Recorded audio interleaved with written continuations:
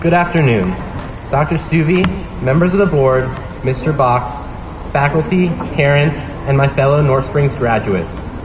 I wanted to begin by thanking all the teachers and parents who have endured countless hours of stress to help us, the class of 2010, reach this momentous occasion in our lives. For me in particular, Ashlyn, Mom, and Dad, for all you have done, thanks. And I love you guys. You too, Uncle Jan.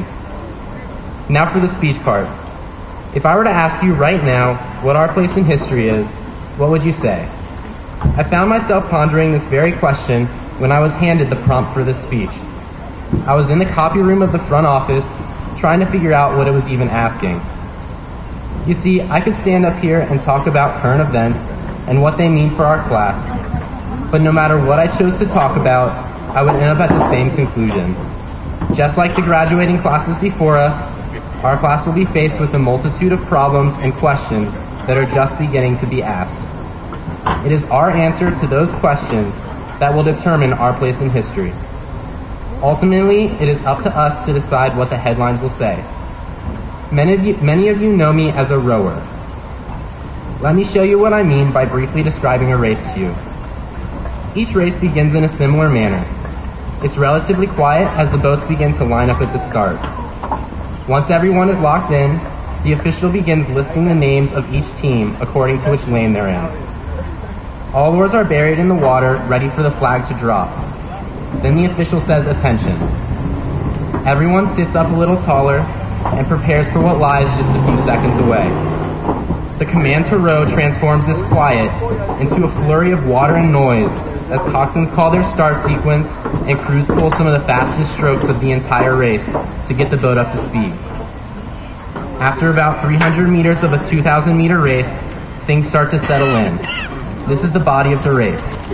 You're breathing heavily from the start, but excitement lingers. You pass the 500-meter mark, 750 down. Now things start to get a little sticky. The field has settled, some boats have pulled away, others may be lagging behind.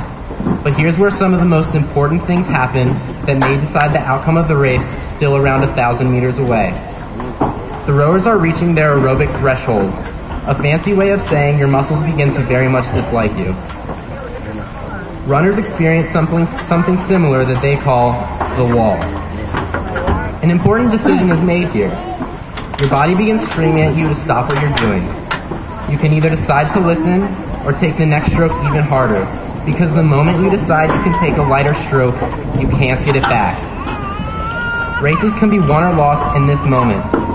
But in rowing, one person's decision to take the next stroke harder cannot win a race.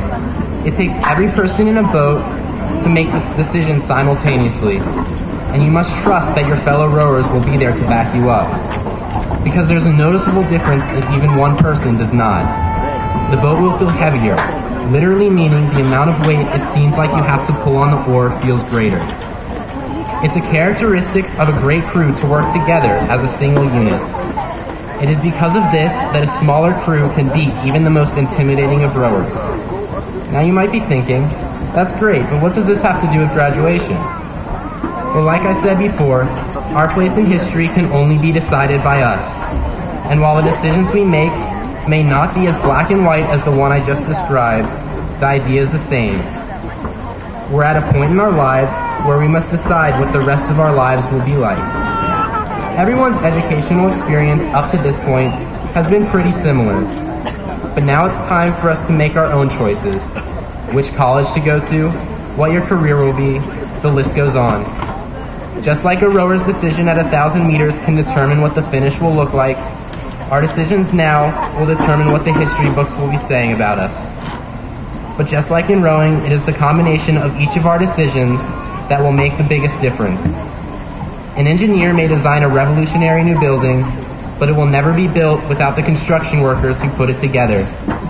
We can't control what problems our generation will face, but together we can decide how to overcome them, and this is what will define us and our future. So congratulations, North Springs Charter High School class of 2010. We did it.